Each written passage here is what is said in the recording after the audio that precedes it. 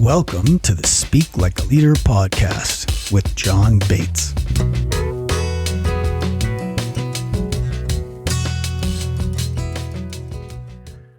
Welcome to the show. With me today is Commodore Oscar Rojas, who is the Commodore of EOD Group 1, that is Navy Special Operations Explosive Ordnance Disposal.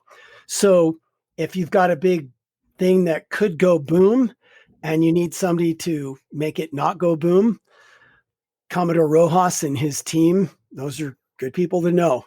And I got what for me is truly a distinct pleasure and honor to work with EOD Group 1. And I got to get a little sit down time with the Commodore.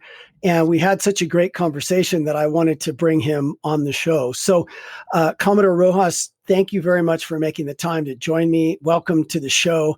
I'm excited to have you here. I'm excited to get to spend a little more time with you. John, thank you so much for the opportunity to be with you today. And I truly believe it's an honor to be able to share some of my thoughts, experiences that I've had over the years of being in the military. And I will just add a little bit more to what you said. Not only do we keep things from going boom, we can also make things disappear as well. So we're really good at making bad problems go away. So we are the world's premier maritime EOD force. And all of our successes is truly based on the people that we have within our organization. They truly are our weapon system. Yeah. Well, you have a bunch of brilliant people down there. I know because I've met them and gotten to work with them. And, one of the things that I want to start out with, and this is something that I think about a lot. You take young people and very quickly you have to train them and teach them how to go do things like disarm a bomb under really adverse conditions. And you need them to be able to explain what they do to someone else. And people are always replacing themselves in the military, like moving up and out and bringing in new people. So what are some of the things that people in maybe a corporation or a company could learn from you in how you do that? Take these people that are, young people who don't know anything about bombs and very quickly make them someone who's courageous enough and actually has the knowledge to go disarm one. No, absolutely, John. So we start out with recruiting the very best. So it is extremely hire the best, right? So like any organization, highly effective organization, you got to have some talent. So going out there, we recruit the very best. So right now, the Navy has approximately 325,000 active duty members within it. And less than 1% of the U.S. population actually serves in the military. So when you look at a very small percentage of people that come into the military, out of that 1%, we take the top 1% of the 1%, if you will. And then we put them through some pretty rigorous training, but from start to finish, their initial pipeline, we've invested almost $1.5 million just into their training within a 2-year period.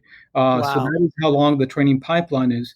But through all of it, this will resonate with many of your listeners today, is that it's giving people a clear vision of where it is that the organization or the community that they belong to, how it fits into the much larger strategy of the organization. So for us, that's the national defense strategy. So the Navy EOD community has a vision as we go into the next decade, 2030. And our main vision is that we want to ensure that our nation is undeterred by explosive threats.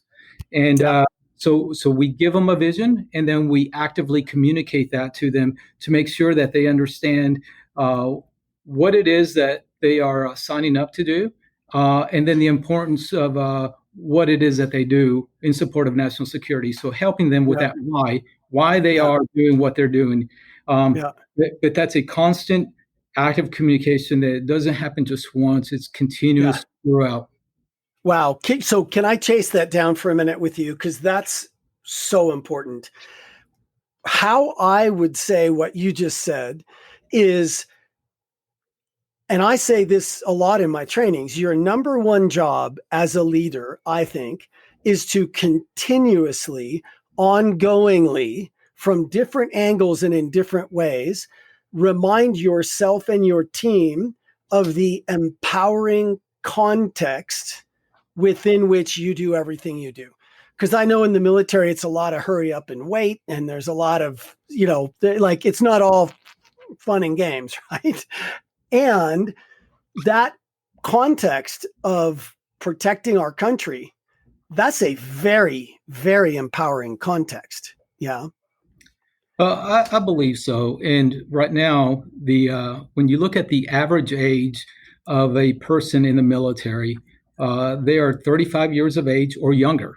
So when you look at the demographics behind that, one of the things that that resonates with me with the millennials and the Gen Zs that we have in the military today is their desire to do good. They have this passion to be part of something that's bigger than themselves. And that's something that we foster, right? So we take that desire and we build upon it. And that's really by just giving them a clear vision and mission to go after and support. Yeah. And I like what you said about it's an ongoing communication, because I think sometimes, sometimes I'll run into situations where when they were hired, the empowering context was explained to them. And it's kind of like, well, I said it once. Why do I have to say it again? No, it's something that is an ongoing communication. Yeah. No, absolutely. And I'll tell you, one of the things that plays a role in this is that we're all fighting to retain our talent. So in the military, we have a very active recruiting program, but so does industry. So industry also going after the same people that we're going after. So in 1973, the United States military became an all-volunteer force. So because we are an all-volunteer force, it's important for us to keep the communications going and keeping them informed, and we believe it's no longer, shut up and color, do as you're told in this draconian approach. No, we have to give people an understanding of why it is that they're doing a certain task. In many cases, we give them a voice and a vote in the matter, because we want to make sure that the people down at the deck plate level or the factory level floor that's turning wrenches, sometimes they have the best insight into how to be more effective and efficient. So we want to create that dialogue between the leaders of the organization and the subordinates of the organization, the good lines of communications back and forth. Yeah, it's one of the things that I've been thinking about a lot lately. I picked up, I guess I don't have it right here, Infantry in Battle or Infantry in Combat, the 1939 debrief of World War I. Are you familiar? So it's a U.S. Army book, and they just debriefed a bunch of the battles and what happened and what went well and what didn't. And one of the key things that shows up for me there that I'd love to hear anything you want to say about it, but that I hear implicit in what you said, is this idea of commander's intent, and not just the letter of the order, but also to be able to communicate well, what is the actual intent? Because if you tell somebody go over there and that's not exactly what's going to solve the problem, if they know the commander's intent, they can vary what they're doing the minute they realize something else is going to work better. And I think that that's super, super important in organizations. I think what's good about the military is there's quick feedback, if it worked or it didn't pretty quickly. In industry, I think we can get a little bit more removed because the pain's not as immediate. But that idea of communicating commander's intent and having the whole organization be, if you will, on brand, making decisions that are driven by the principles and the goals, that's a huge thing to accomplish. And it seems like it's sometimes kind of tough. But I think the military does that pretty well. Yes, I think overall the military does that very well. But as we bring it down to Navy EOD, while um, while other organizations train to get it right, for Navy EOD, we always train to never get it wrong because of the implications that what we do for a living. So these are Yep. EOD operators going on to an explosive hazard and disarming it so that we don't create an explosive detonation. Yep. If we were to get it wrong, not only is it fatal for the EOD operator, but anybody else in the vicinity of that the blast radius. So for us, it's important from the very beginning, and it starts on day one of dive school, because we not only disarm explosives on land, we also disarm explosives underwater. Which is even worse because the transmits the force, right? Like the challenges of doing what we do underwater are extremely, extremely challenging. And but for that reason, from day one, it's all about active communication. Keeping those good lines of communication on what you're doing and transmitting it. And we all know that in order to be successful, we don't do it alone. Team to be able to successfully accomplish the mission, and instilling that and that having that type of culture, a culture that embraces the overall team instead of just the individual, is what we foster, and we can, through training, and then as we apply it into real world situations, is what we embrace. Yeah. I think that's fabulous. And I don't mean to put you on the spot here, because this might be a hard question to answer, but is there something, like one example you can think of when you say these lines of communication and keeping them open and keeping them active? Is there some sort of an example or, a tactic that we could learn from you and apply in that? Like, how do you do that? Well, yes, I think much of it, everything that we do is based on trust, right? So I think that in our relationships, in order to have a strong relationship, the bedrock is the trust that has been developed within that relationship. So by giving people the opportunity to not only be part of the solution to the challenges that you're facing, but giving them the ownership, right? So making them feel that not only are they part of the team, they're also owners of the team. So having that type of culture within your organization truly fosters that good open lines of communication. And with that, the more you do it, the greater the trust is. In our line of work, that trust, people put their lives on our hands, so that when we say, hey, we are going to clear a path within a minefield, you step where I step, because if you step where I step, you will be safe. But if you don't step where I step, I can't guarantee that you'll make it to the other side of this minefield. So giving people that buy-in of being part of the organization and being part of the solution from day one is important. Yeah. Like I said, it's there's some pretty immediate feedback moments, you right away. So the other thing that I was thinking about was, we've talked a little bit about what's going on with COVID-19, and, it's not going to be with us forever, but it's going to be with us for a while. And there certainly seem to be some lessons that we can learn out of what's going on. And, one thing that I've been watching as the whole debate has raged about masks or not masks and social distancing and what to do. I'm always kind of watching what the military's doing, because I don't think that there's much that matters to the military besides what actually works and what doesn't. And so when you started to talk about protect, prevent, and prepare, I was really listening. And I think that there's an immediate lesson around COVID-19, and then there's a longer term leadership life lesson from protect, prevent, and prepare. And I thought I would ask you to unpack that for us. Yes, absolutely.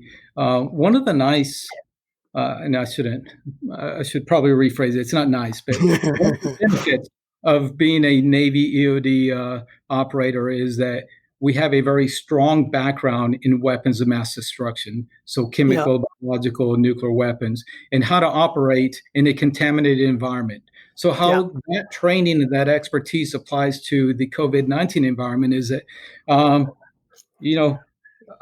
I don't think anybody would argue with me if I stated that we are operating in a contaminated and contested environment today. I was going to say that. Had I said that statement in January of this year, people would have laughed at me and said, "What are you talking about? Contaminated, contested environment?" But today we're very much operating in a contaminated and contested environment, and we were able to bring in some of the techniques that we use of operating in a contested environment, because at that point it's about sustaining life. So if you go into an area that has been contaminated with chemical weapons or biological weapons or biological agents, there are things that you can do to keep yourself healthy. So you got to protect yourself. And one of the main objectives for the military and the Navy, and as I bring it down to my level at EOD Group 1, is to truly protect our military members and their families. And part of that is having 100% accountability for all those people within our command. And I will tell you that when you talk about having 100% accountability of your entire force and their families, it's a lot easier said than done. And over the months, we've gotten really good at figuring out how to best protect and account for our family members and also our military members in this environment. Yeah. Because without our military members, we cannot execute our primary mission, which is protect our nation and conduct those military missions that are tasked upon us. So first was that protect our force.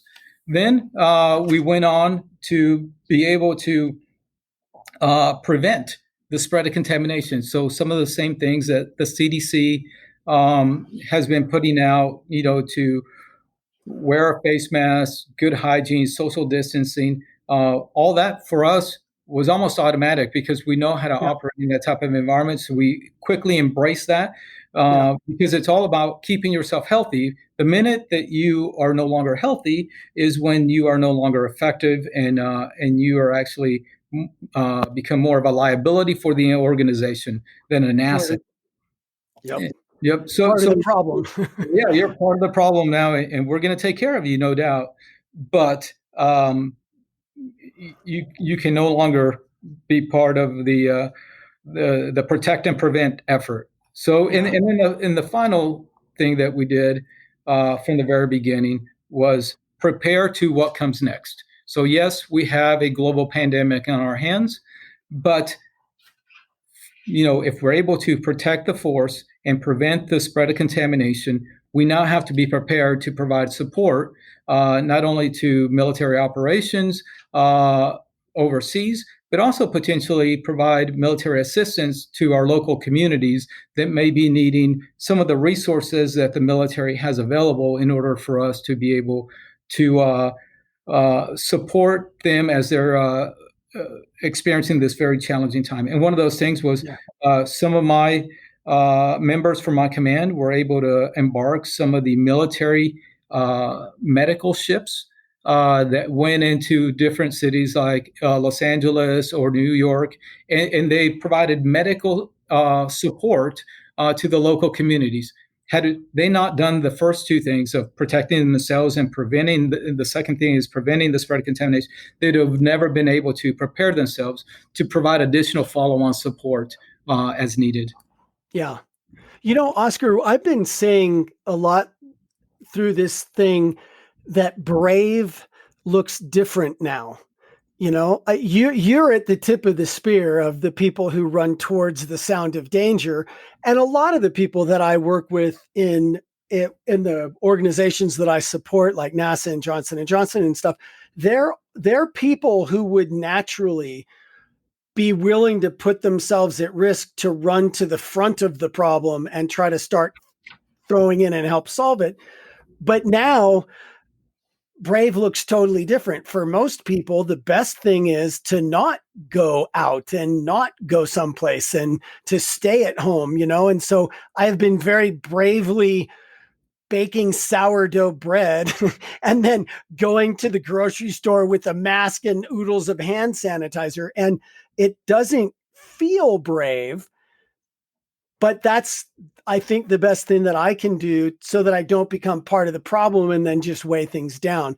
Do you have any thoughts about that? Absolutely. I think that it takes courage to be able to look at this global pandemic for what it is and face those challenges head on, right? So the world is still spinning, right? It continues to rotate. Yes, thank heavens. And we have to figure out what the new normal is until a vaccine is developed. And we know that that's not going to happen fast, but it will happen eventually. And so we have to best posture ourselves for that. In moments of crisis, you have to find the opportunities. I think it's interesting that the Chinese character for crisis is a combination of two other characters, which is danger and also opportunity. Yep. So, it sort of speaks to what you're saying, that in every crisis, there are opportunities that are presented that we have to capitalize on. So that not only applies in the military, but also as you look at industry, you look at academia. Our schools are facing the challenges today head on, and they're making it work. Some people are going back to, having classes in person, while others are having hybrids, and others are just completely virtual. So those are the opportunities that we have to figure out on how we can continue to operate in this contaminated environment that we're in right now. Yeah, it's a pretty good way to say it, I think. How do we continue to operate in a contaminated and even slightly contested environment, right? But I'm going to start saying that because that starts, for some reason, that just resets some things in my brain and makes it easier for me to think about it. I like that. Well, I think that, the other thing that if you start focusing it on that, you're able to give people some, take a look at some of the positive, if you will, in such a challenging environment, this global pandemic that we're facing. You have to create some sense of hope. And I'm not saying that this hope is based on a bunch of fairy tales. Right. It's realistic, right? But we will come out of this global pandemic at some point. And at the end, once this is all said and done, we will be stronger as a society for having confronted this challenge, work through those challenges, and then on the back end, we will be stronger for it, for sure. I think that's a fabulous, fabulous context for this whole thing. Would we have chosen it exactly like it happened? Maybe not, but we will come through it, and we have the opportunity to come through it and be better, right? I love that. And, it reminds me of the Stockdale paradox. And, James Stockdale, you know this, Commodore, but he was in a particularly notorious prison camp in Vietnam, and a lot of people didn't make it, and he made it. And people would always ask him, what's the difference? Who made it and who didn't? And his reply really got me, because he said, well, that's easy. The people who didn't make it were the optimists. And so my jaw dropped when I heard that. And I was like, oh my gosh, I'm dead, because I think of myself as an optimist. But when I dug into it a little bit further, I think what he really meant is maybe a lot what you said. The idea that we've got to be with it as it is, and we can never lose. So I'll read the quote. He said, "You must never confuse faith that you will prevail in the end, which you can never afford to lose, with the discipline to confront the most brutal facts of your current reality, whatever they might be." And I think that is a quote about resilience. And I think resilience is what it's going to take to get us through this. And I think we've, got more time to be resilient than maybe we would want in front of us. I also think that resilience is just an incredible key to life, even post-pandemic or pre-pandemic. What would you say, Oscar? Do you have any stories of resilience or things to think about that we could help us build some resilience into ourselves, our families, our teams? No, absolutely. I'll tell you that the story that I'm going to share with you is very personal, and it has changed what I do on a daily basis. So on September 11th, 2001, I found myself in New York City, in Manhattan, because I was there assigned to a SEAL unit, and we had been there for the week doing some recruiting. So as you know, on September 11th, our nation was attacked by terrorists, and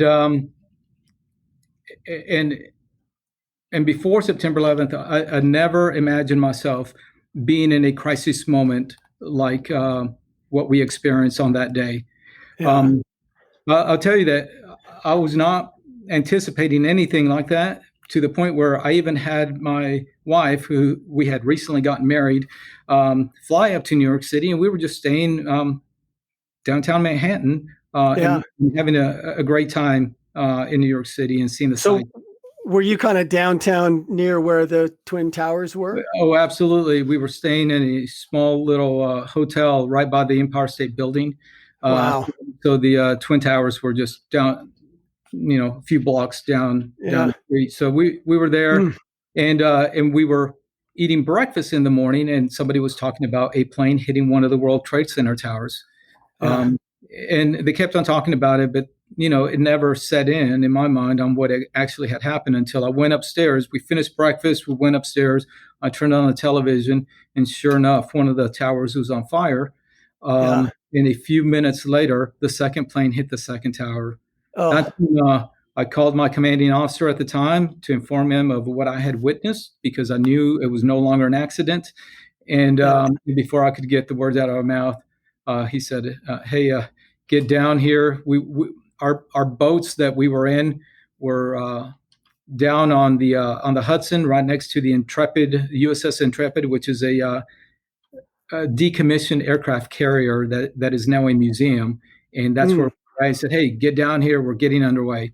And sure enough, I told my wife, Melinda, to, "Hey, stay here in the hotel." And she wanted to go shopping that day. I said, "No, just stay in the hotel." And I left her. And I tell you, the look of fear and unknown that she had in her eyes, I have never seen her more scared than that day. And we've been married for 20 years now. So I eventually made it down to where the boats were at, and we got underway. And as we looked on the left-hand side, we could see the towers burning. And out in the horizon, we could see the Statue of Liberty, kind of hazy because of all the smoke that's coming from the buildings, from the towers. Yeah. And about that time, the towers collapsed. Oh. So here's my lessons learned from that. First is that we can never predict when we are going to have a crisis moment, whether it's personal or within our organizations. You will have a crisis moment. It doesn't have to be a crisis moment at the level of a 9/11 type event. But a crisis moment can be everything from a coworker dying. It could be some contracts fall through and the money you thought was going to be in place is not there, so that creates major crises. So there are different types of crises, but you have to prepare yourself and the organization that you lead for that type of crisis moment. The second thing is that you have to master the basics of your profession. That day, as we were getting underway on the Hudson on our boats, one of the primary means of navigation that we had was through GPS fixes. Right after the towers collapsed, all cell towers were in lockdown and all the GPSs zeroed out. So we no longer had GPS navigation available. So we had to fall back to the most basic skills of our chosen professional. And that was, basic seamanship. And so we got people out on the side of the boats, and they gave me visual fixes on, hey, what are you seeing? Well, I see a red tower with a red blinking light. And then I would look on the chart, and they say, yeah, it's at 225 degrees. And I'd find it. And through the process of triangulation and visual fixes, we managed to safely navigate out of the Hudson without running aground. And then we were prepared to be one of the first military units to be able to provide support to the towers that had collapsed. So you have to have mastered those basics of your chosen profession, because in a crisis moment, you're not going to learn anything new. You often hear that, hey, in this crisis, he or she rose to the occasion and did these incredible things. No, they rose to the occasion and accomplished, to the highest levels that they had been trained to before or what they had mastered to, right? So you're not learning anything new. I promise you that. And then the final thing is really preparing your family and friends for these types of crisis events. I will tell you, when I left my wife in that hotel room, and I told her, I said, hey, don't go shopping. Stay right here. I'll call you. I didn't know that the phone lines would all be in lockdown. I didn't realize that the next time I would be seeing her would be 3 months later, because we got tasked. We were on station, and the next thing we did was we started boarding every ship that was inbound into New York Harbor. So I wasn't anticipating that I would leave her stranded in New York City to figure out how to get home on her own, and that I wouldn't see her for the next 3 months. So it's important to have those conversations with your family, your friends, your staff. Hey, having good powers of attorney in place, hey, have a will, understanding, the different bank accounts and all the passwords that are needed, username and passwords for all that. Because if for whatever reason that crisis moment occurs and you have created single points of failure within your organization or your family, it's just going to make a bad situation even worse. Yeah. So, wow. Thank you for all of that. That's really, I've got some of that in place for myself personally. I need to go do better, and I will take this as the kick in the butt I needed.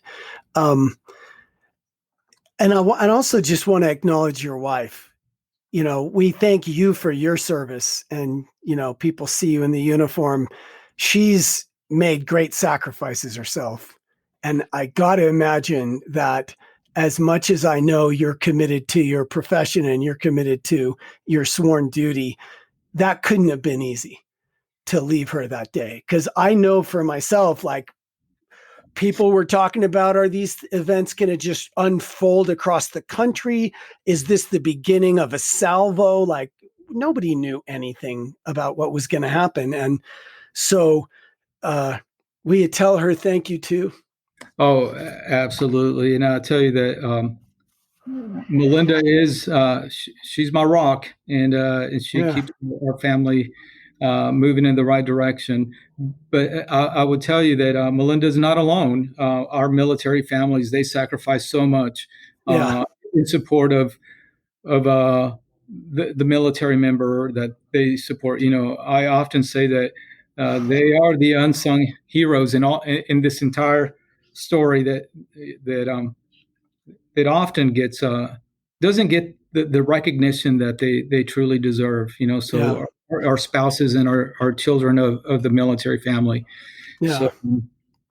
So, I think in some ways it's harder to be the person watching someone go through something difficult or take a big risk than to be the person doing it. Like it's, they're both really difficult positions, and military families definitely, without their support, none of this would happen. And they really are heroes as well. So, the other thing that I'd love to talk with you about, and I want to be conscious of your time. I think we've got a little bit more time.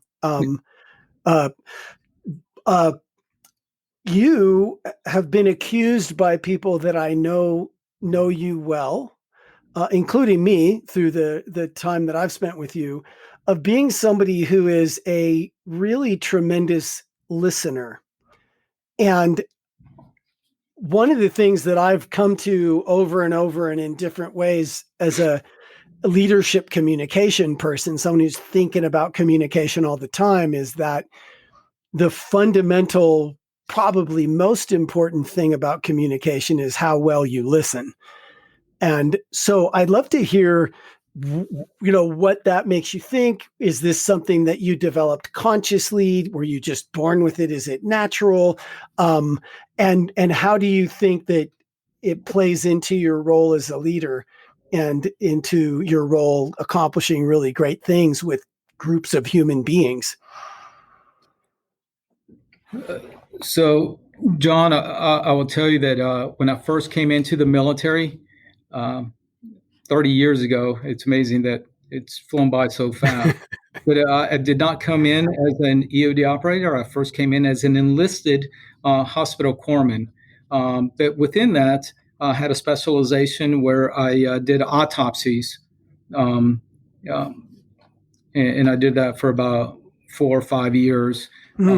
Hospital corpsman. But one of the things that has shaped me is an experience that I had while I was a hospital corpsman, where I was down in the morgue preparing and sewing up and cleaning up a body of a young military member that the night before had committed suicide.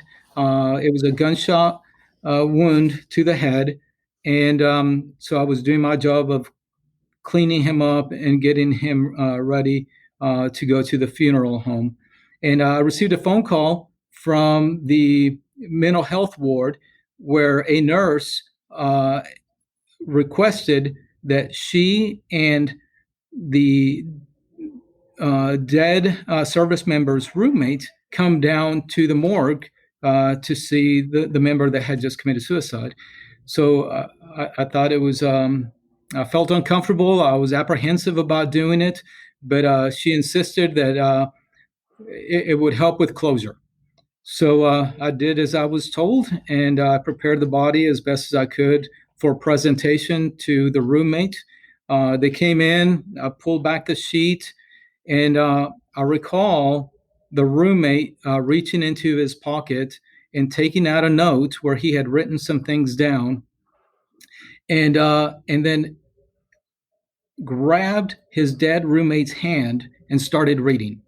And the note was quite lengthy, but what I remember of the note is that at some point he said, "Had I only listened to what you were saying, maybe things would have been different.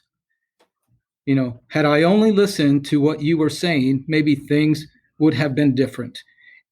And that stuck with me. It was so powerful to watch him hold his dead roommate's hand and say those things.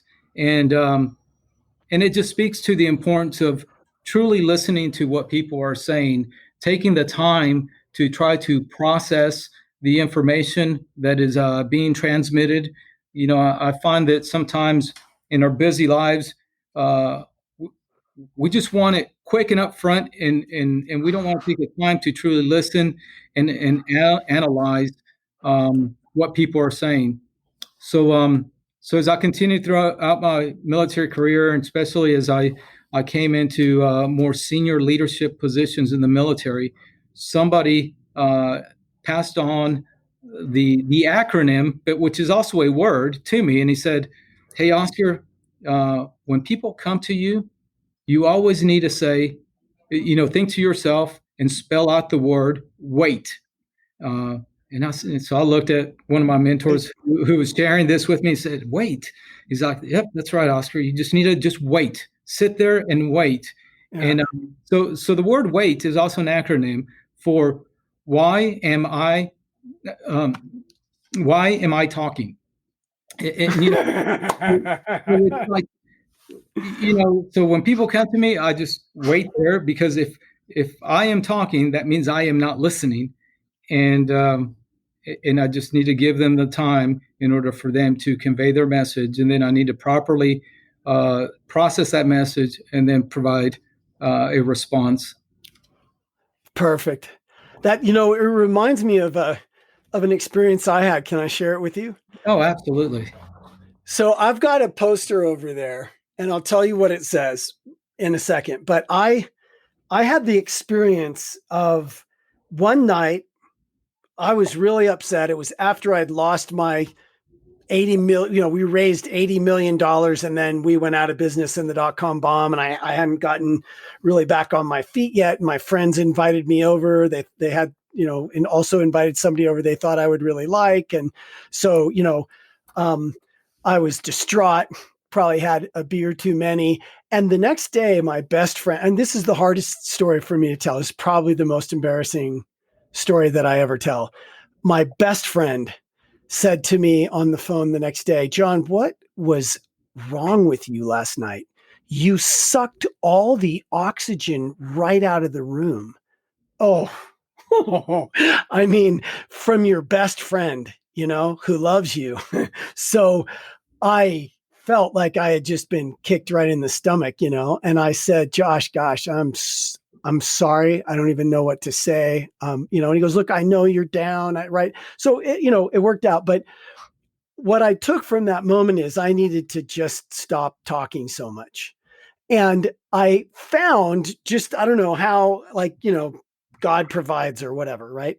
I found this thing, and it's this World War II picture of a guy with his, World War II helmet slightly askew, and he's got a cup of coffee, and it was one of those posters, don't take more than your fair share so they can have theirs, that kind of thing. But somebody very clever, better, smarter than I am, took that picture and wrote, "How about a nice big steaming mug of shut the up," right? And I was like, that's it. That's it. I printed it out, and I put it all over my apartment. I printed out 10 copies, and I couldn't go anywhere without seeing that. And I took on counting to 10 before I talked in a conversation. When you're talking and then it's their turn, and then they kind of stop, and now it's obviously your turn and they're waiting for you to talk. I would count to 10, 1,000 quietly in my mind before I would talk. And I just smile and try not to make them feel uncomfortable or anything, but I just wait, and I never made it past 1,000. And it's not because I have no self-control. It's because they would always say one more thing. And they would tell me things that I was never in a million billion years going to hear unless I had done that.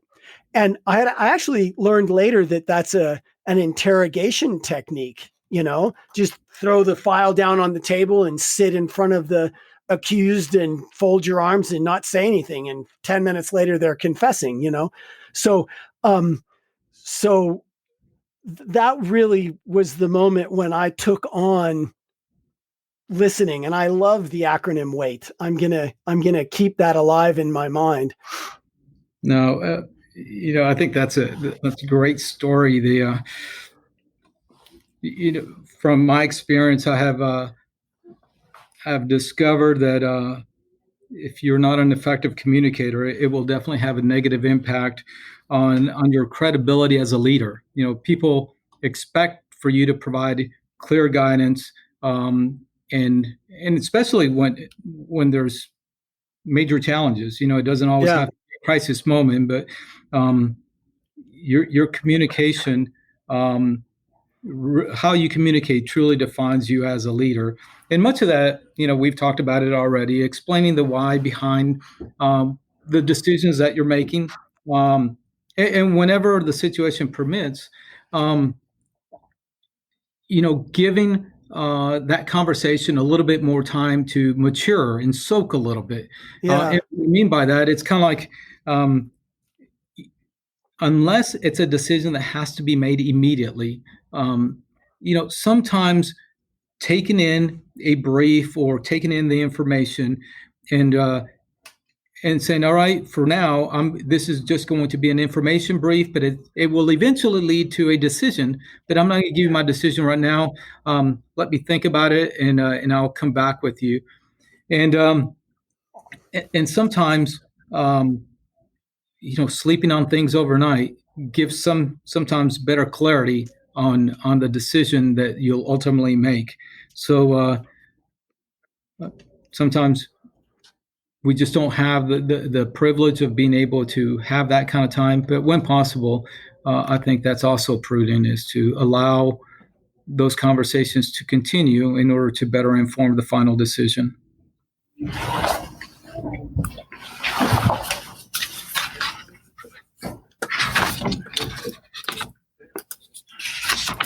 I think we lost him. I think we might have gotten a...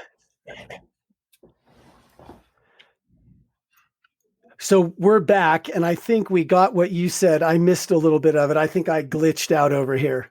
Yeah. But that, I think what I hear in what you're saying is just that whole idea, I think, of things happen in human time. Even though electrons can travel at the speed of light and email and everything, to give people some time with stuff, I think you end up with better decisions, and it works out better if you take that time. And I think that's good and interesting to hear from the military, because I think one of the things the military is, heralded for is these quick decisions and life or death decisions.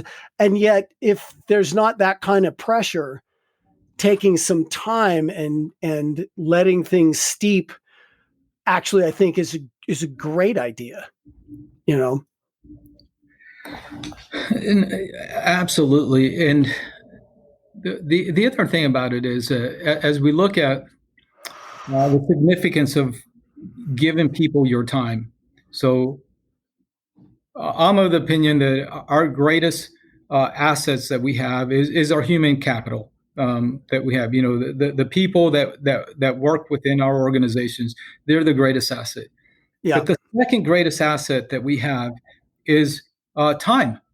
You cannot buy time. And you can definitely not buy back lost time too. Yeah, right.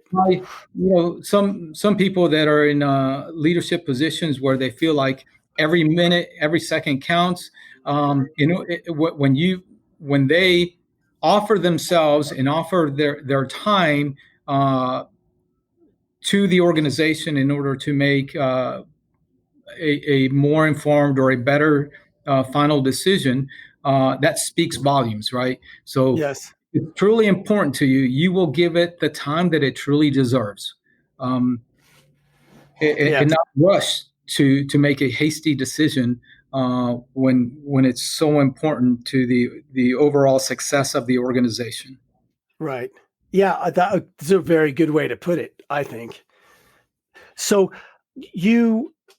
I think that I don't know the story, but I think there must be a reason that you joined the Navy. Is there a story behind that? There is, and I don't often talk about this part of my life, not because I'm embarrassed about it or shy or it's very personal, but John, we're great friends, and I'll share it with you. And it really starts out, my story in the Navy really starts out with my father. And my father in the early 1970s was part of the Chilean government that was overthrown by a military coup. And, Oh, wow. and he worked for the government, and that had been overthrown. And then he was put into a concentration camp for a little bit over 2 years, where he was tortured during that time. But fortunately, the U.S. government, really the State Department, was able to gain my father's release, and he was given political refuge in the United States. So, due to this life-changing experience that my father had, he instilled in me and my siblings the importance of the freedoms that the United States had extended to our family. So he always emphasized that it was our patriotic duty to always be of service to others and pay it forward. Yeah. So, so for me, joining the Navy was almost sort of like uh, a debt that had to be repaid, because the United States gave my family a second chance at life. Yeah. And in many ways, I needed to be able to go into the military and preserve the freedoms that were given to my family. Yeah. And John, I'll tell you that I'm living proof today that the American dream is very much real Yeah. and is achievable, despite the many challenges that our nation has. We have great people, and we have a great country. Yeah. So, That's a great story. And thank you very much for sharing with us. I get that it's very personal to you.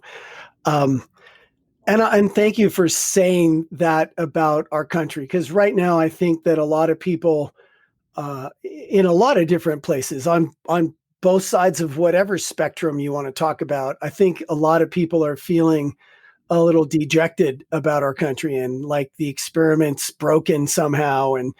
And I really, really agree with you, Oscar. I think we have fabulous people here.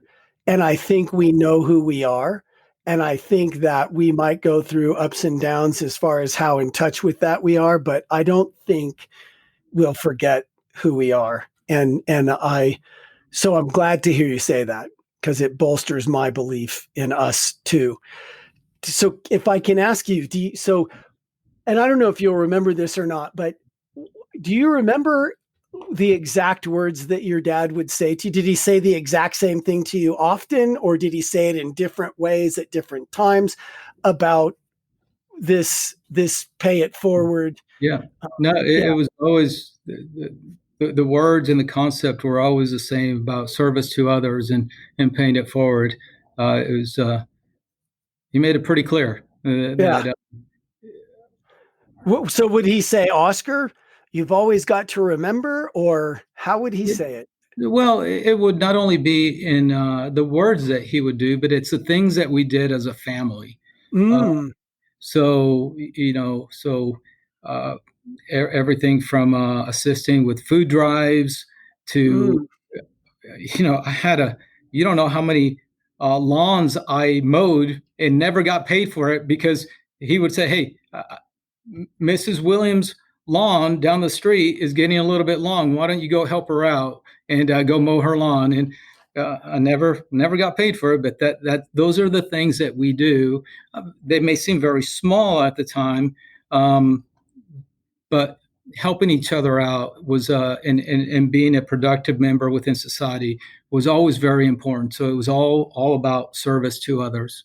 yeah. Gosh, that's fabulous. I'm so glad I asked. That's cool. Who would have thought Commodore Rojas did a bunch of free lawns? Oh yeah, no, it's Well, so, you know, you've one thing that I love about working with the military and that I love about talking with and being around veterans is the fact that as a group, you know how to do something, and as individuals, you know how to do something like your life depends on it. And I don't know that that's necessarily really out there in general in other places as much. And so I wonder if there is there anything else that I didn't ask you in the realm of leadership and working with human beings and getting them to do things that are difficult at times, and even things that are freaking downright kind of stupid, but got to be done, right? Like, so not stupid, but you know what I mean? Like, if it wasn't for the reason it needed to be done, that wouldn't be something to go do. So, does anything else stand out for you? Oh, actually, let me hold that question. This might be something that stands out for you around this, but one of the things that I hear you say is, I've heard you say multiple times, is training. And one of the things that I know about the military that I've brought very heavily into the speaking world and the leadership world is this idea of preparation. And, you know, when you guys go clear that path in the minefield, it's not like it's the first time you did that, right? You practice these things. And so can you tell us a little bit about the extent of practice and some of your thoughts around practice? I mean, one of the things that I've heard that I like is, and I'll give you two things because it's a juxtaposition. The thing I like is, it's not practice makes perfect. It's perfect practice makes perfect. But I also think it's important to remember that anything worth doing well is worth doing poorly at first till you can get good at it. So what about that whole thing of we just did what we trained, training and practice? No, so I think for Navy EOD, our philosophy, as I mentioned earlier today, is that we train so that we never get it wrong. There's also a saying within the EOD community of initial success or total destruction. So, yes. So because of that philosophy and how that philosophy goes into the training,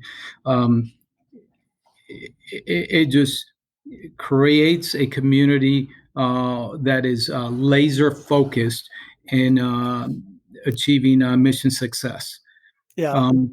But the other thing that it does is that it creates an organization that it is constantly learning. So we are very critical on ourselves about how we do things. So there's constant learning that is occurring. So we pride ourselves of being a community of learning. We learn from all of our successes, and we even learn more through our failures as well. And unfortunately, as we look at the combat operations that we've conducted over the last 18 years, some of those lessons learned have been paid in blood. So we take training very seriously, and we take those lessons learned where we've been successful and also not successful, and we improve the force, entire Navy EOD force as a whole, going forward. For us, the bedrock of our success in the battlefield is the training that we have before we ever go there. So, so two questions, kind of pointed questions, and I think I know the answer. But one is, do you think that, and maybe you've experienced this, like, have you ever practiced something so much that you kind of got sick of practicing it and then kept practicing for a lot longer after that? Absolutely, and sometimes it's not just about the task, but it is more about the overall intent of what you are trying to achieve. So, I'll give you. So part of our training, it's not only mentally challenging, but it's also physically challenging, and some of the things that we would do physically is a lot of calisthenics, right? Yeah. And so this is through the initial dive training that we go through. So they say that misery loves company. And as my dive class was going there and getting punished by the instructors at dive school, and we're doing push-ups and sit-ups and flutter kicks and just getting beat over and over again. And they would always say, nope, it's not perfect. Your back's not straight, as we were doing push-ups, or keeping the legs straight as flutter kicks. Do it again, start over. It brings people together. And as you bring people together and you have a common bond because of the experiences that you're going through, it forms a really tight team. And that, in the end, for us, it is about the overall team. We don't win as individuals; we win as teams, and it is those repetitious tasks that were ingrained from us from day one of dive school that allow us to have that common bond and embrace the concept of teamwork in order to be successful on the battlefield. I'm just picked up a book by a guy I really admire a lot. His name is Brian Hare, and he is an evolutionary biologist, and he studies primates and dogs and cognition and everything. And his book is called Survival of the Friendliest, because a lot of the evolutionary biologists now, people that looking at evolution from different angles, are saying that one of the most damaging things that came out of the whole concept of evolution is this idea of survival of the fittest. And it's true on a certain level, but that does not mean the biggest, strongest, meanest one. And especially for humans, what it really means, the most fit humans were the ones who cooperated the best. And that is utterly crucial to our survival as a species, is that we are wildly friendly and trusting, just unbelievably so, and cooperative within our groups. The downside is that we are also one of the worst, most cruel species on the planet to other groups if we're not friends, right? So I think his overall goal is, how can we broaden the definition of who's in our group? But the fundamental takeaway from that is that fitness for human beings yes, it's important to be strong and healthy and all that, but really fitness is all about our friendliness and our ability to cooperate and that teamwork that you just talked about. So I think that's, goes all the way back. Right. And then, the other thing about practice is in the military, I think it's very common to brief and debrief. Whereas in a lot of the businesses that I've worked in and a lot of the things that I've been a part of or coached, could be somewhat typical to brief, but then once the thing's over, nobody ever takes the time to debrief. And that seems to me to be a real lost opportunity. Would your experience in the military back me up on that? Is that? Absolutely. So in the military, after we complete most exercises or major missions or operations, we develop what's called after action reports, an AAR, after action report. So that just lays out the events as they occurred. And usually the after action report has a portion that has the lessons learned. Hey, so as we conducted this event or this evolution, these are the lessons learned from it. So one of the nice things that we have in the military, as we conduct mission planning, as we're preparing for the next mission that's coming our way, we say that it starts at the bar. So the bar is BAAR. So the before after action report. So that means That's good. And looking at the previous after action reports to be able to extract all those lessons learned, those things that may be applicable to the new mission that's being assigned to us, in order for us to learn from our successes and also our failures, so that we can do it better the next time. So the best missions start at the bar, John. I like it. Before, after, you know. So I like that. The before after action report. What can right. we learn from the after action reports of the times before? Right. Fabulous. And which means you got to do an after action report. So well, you have to be disciplined, right? You got to give it the time, because eventually that's the only way that we're going to grow. To do the paperwork on the back end to capture those very important lessons learned. Yep. Fabulous. So now I think I would ask you, is there anything else I didn't ask you about, or anything else you were thinking about as we were leading up to this that you would like to share? No, John, I'll tell you that, so as I shared with you earlier, I started my career as a hospital corpsman. And in the morgue where I worked, there were 2 signs by the clock. One sign above the clock said, "It's a good day to be alive." And right below the clock, there was a sign that said, "Time waits for no one." So those things early on in my career have sort of reprogrammed me on how I approach everything and how I tackle the day. So I truly view as life being a gift. All of us are being given a gift of life, but unfortunately, we all have an expiration date, and none of us know that expiration date's going to come. So we have to capitalize on the gift that's been given to us, and not take time for granted. So time waits for no one. That one quote. I will tell you that when it's our time to leave this earth, I don't care how much money, power, or influence you have, you'll never be able to buy back lost time. Yeah. So I share that with you and your listeners that we only get one shot at life. We can't hit replay and redo it again. So let's live life with purpose, and if possible, make it service to others. Yeah.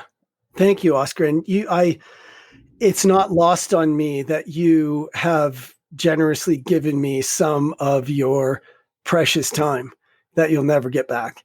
And I think I know it's made a difference for me. I appreciate everything you've shared with me, and I know it'll make a difference for the people who hear it. So thank you very, very much for joining me. No, thank you so much. It's a great honor. And is there anything we can do to show our support for EOD Group 1? I mean, I know you got a Facebook page. I think it's public, but I don't know that you necessarily want everybody to come like your page. But should we follow you on social media? Is there anything, if people are interested? No. So not only EOD Group 1, but Navy EOD community has.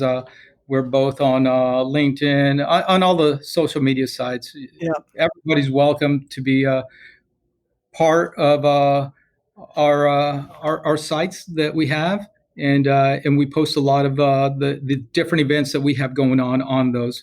So everybody's welcome. But I'll tell you that the American people do an amazing job of supporting our military, and I can't thank them enough for all the support that they provide us. Fabulous. Thank you, Commodore Rojas. We'll have to. Hopefully, you'll be able to make time again in the future to come back, and we'll do a part 2. I would love to. Fabulous. Thank you for joining the Speak Like a Leader podcast. Go be awesome.